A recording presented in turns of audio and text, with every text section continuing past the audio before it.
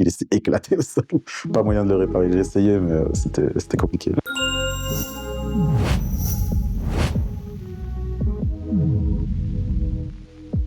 Bonjour Tristan, enchanté.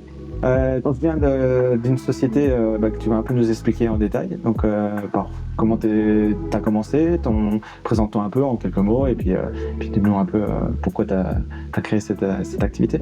Ok, merci de me recevoir déjà. Avec mon associé Sébastien, on a donc fondé Kraken Art Studio il y a quasiment un an maintenant. Et donc nous, on se spécialise dans la création audiovisuelle, tout ce qui est contenu vidéo, que ce soit pour les réseaux sociaux, films, promotionnels, publicitaires, etc. Ok, super. Et du coup, ça fait il y a plus d'un an que tu m'as dit que tu... Quasiment un an, oui. Un an, donc ça c'est pas mal. Depuis un peu plus longtemps sur le projet, mais officiellement un an. Et du coup, tu as eu des projets, vous avez travaillé avec des sociétés actuellement?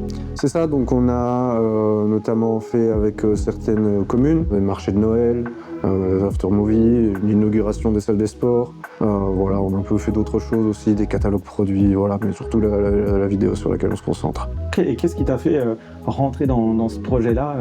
C'est par passion ou c'est juste pour... Oui, clairement la passion. Hein. Donc Sébastien, lui, mon associé, a une formation un peu plus technique dans le domaine. Mais moi, je n'ai pas fait d'études d'audiovisuel ou quoi que ce soit. On apprend un peu tout sur le tas, mais c'est une super expérience, quoi. Ouais. Super. Et du coup, t'es diplômé dans quel domaine? Moi, je fais de l'informatique à la base. D'accord. Donc je gère un peu tout plus le côté technique, disons, dans la société. Je gère le site internet, etc. Ok, un peu touche à tout. Oui, voilà, c'est ça.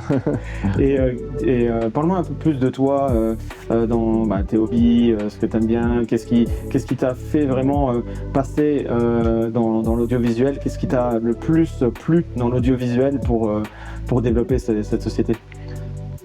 Vraiment, ce qui est intéressant dans la vidéo, c'est vraiment de faire cette attention aux détails, de devoir vraiment réfléchir à comment dire des choses sans parler. On se rend pas compte parfois, mais pour 2-3 secondes d'une vidéo, on peut passer plusieurs heures à se prendre la tête et à trouver le rendu parfait. Voilà, c'est un peu dans ce perfectionnisme, dans ce souci du détail, c'est vraiment intéressant et on s'amuse beaucoup là-dedans. Dingue. Et comment vous êtes retrouvés justement avec Sébastien? Comment vous êtes connus en fait?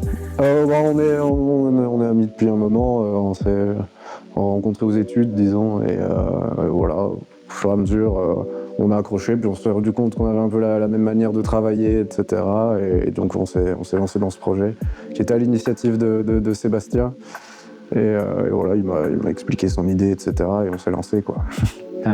Et c'est quoi l'objectif? Qu'est-ce que vous voulez dans le futur? C'est quoi l'étape, la prochaine étape?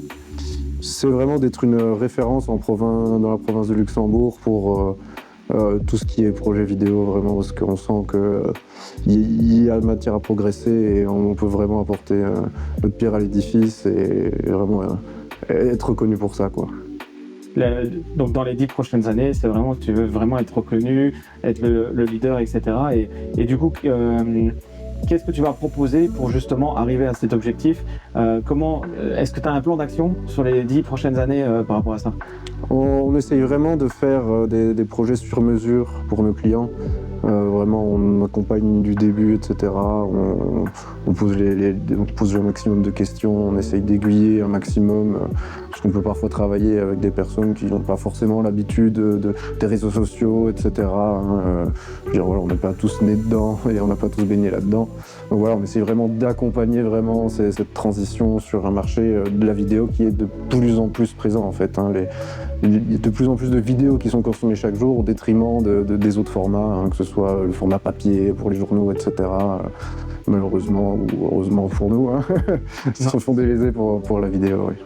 Et je vais poser une question un peu plus business, etc. Mais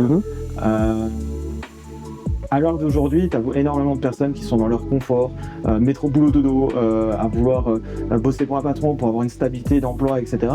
Qu'est-ce qui vous a poussé à justement entreprendre et de vouloir justement entreprendre dans un projet pour vous? Parce que vaut mieux bosser pour soi que bosser pour quelqu'un. Et, Oui, alors est-ce que c'est mieux, est-ce que c'est moins bien? Je pense que ça a ses avantages et ses inconvénients. Je pense pas que ça pourrait convenir à tout le monde. C'est vraiment question de choix de vie et d'investissement, parce qu'évidemment on a plus de liberté, hein, c'est un truc qui nous plaît forcément, mais ça demande énormément d'investissement, de volonté, de motivation. Je veux dire, quand il n'y a personne pour te dire fais ça s'il te plaît, c'est parfois plus dur de se lancer à le faire. Voilà, donc ça a ses inconvénients et ses avantages, et voilà, le tout c'est de se retrouver dans ce qu'on fait. Salut Sébastien, comment tu vas? Ça va et toi? En forme. Dis-moi un peu, décris-toi un peu, moi je te connais, mais bon, voilà, décris-toi un peu à tout le monde comme ta personnalité et puis qui tu es en fait. Je dirais entreprenant, persévérant, calme. Je suis toujours, on va dire, en recherche de défis. Donc voilà, j'ai lancé la société l'année dernière avec mon associé Tristan, et pour l'instant ça va, ça se passe bien. Et c'est une société de quoi en fait? Une société de création audiovisuelle. Donc on aide toutes les entités, les institutions à développer leur image via des contenus audiovisuels. Ok, et du coup, tu t'es lancé, donc c'est toi qui es l'initiateur du projet avec Tristan, et l'équipe elle va s'enrôler ou vous êtes juste tous les deux, et c'est quoi vos ambitions pour l'avenir? Pour l'instant elle s'est rapetissée. Donc on était 4 quand on a créé la société, mais à la base du projet, à la base c'était il y a 5 ans, et on était 2, Tristan et moi. Donc on a vraiment tout fait ensemble de A à Z. On a même dû reporter parce qu'on avait vu qu'on n'était pas prêt il y a quelques années. Et voilà, on s'est entraîné, on s'est renseigné, et puis au final on a décidé que ça partait. Et puis on a réussi à enrôler 2 autres personnes qui avaient des compétences différentes. Et au final, elles ont dû nous quitter parce que c'était trop contraignant avec le travail, etc. Donc ça arrive. Ouais, c'est ça. Et du coup, ouais, au niveau de contraignant, est-ce que c'est difficile d'ouvrir une société en plus d'un boulot sur le côté? Ça demande de l'investissement, du temps, etc. Ça demande de l'investissement, du temps, mais surtout de la persévérance et de la régularité. Donc nous, ça fait du coup maintenant 2 ans qu'on travaille quasiment tous les jours. On a des petits temps de repos, mais je dirais en horaire, on est aux alentours de 55-60 heures par semaine environ. Ah oui, donc on peut pas faire ça, quoi. Avec le travail, hein, donc travail 8 heures par jour, puis travailler après, donc ouais, c'est de l'investissement. Des sacrifices aussi. J'ai dû arrêter le foot, justement, parce que impossible d'allier entraînement, travailler juste avant, puis après, c'est pas possible, quoi. C'est ça en fait, parfois quand t'as un jeune qui veut pas se lancer parce qu'il a pas envie de faire des sacrifices, etc. Mais au final, tu kiffes ce que tu fais. C'est ça. Plus on voit les résultats, plus on kiffe, et c'est comme ça qu'on avance. Des fois, il faut regarder en arrière pour se dire « Ah oui, je viens de là-bas, et je suis fier de déjà ce que j'ai fait, donc là, on continue. » T'as déjà eu dans ton année d'entrepreneur, si je peux dire ça, ouais. T'as déjà eu des moments où tu t'es dit purée, quelle galère, quoi. Oui, beaucoup de moments. Surtout que Tristan est là pour mettre un peu, on va dire, le frein, parce que moi je pars dans tous les sens et j'ai envie de faire vite, de faire bien, et des fois je me mets trop la pression, donc c'est quand même arrivé souvent où je me suis dit j'ai envie, là on ferait bien ça, et au final je m'éparpille, et puis c'est pas forcément le bon chemin, donc ouais, c'est déjà arrivé. Ouais, non. Et sur cette année, qu'est-ce que tu retiens, le moment qui t'a le plus marqué dans la création de ta société? Qu'est-ce que je retiens? Un projet ou un truc qui t'a marqué, quoi. Alors le truc qui m'a le plus marqué, c'est l'apprentissage du drone. Parce qu'il a fini en 1000 morceaux, j'ai dû en racheter un. Donc...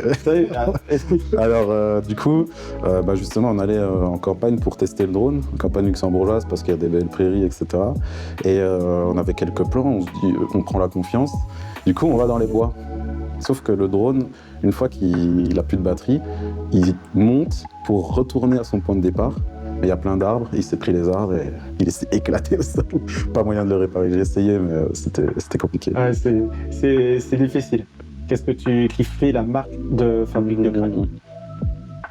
Je pense que c'est l'accompagnement. On arrive bien à visualiser. En fait, quand on nous présente quelque chose, ça peut être, c'est même très souvent flou.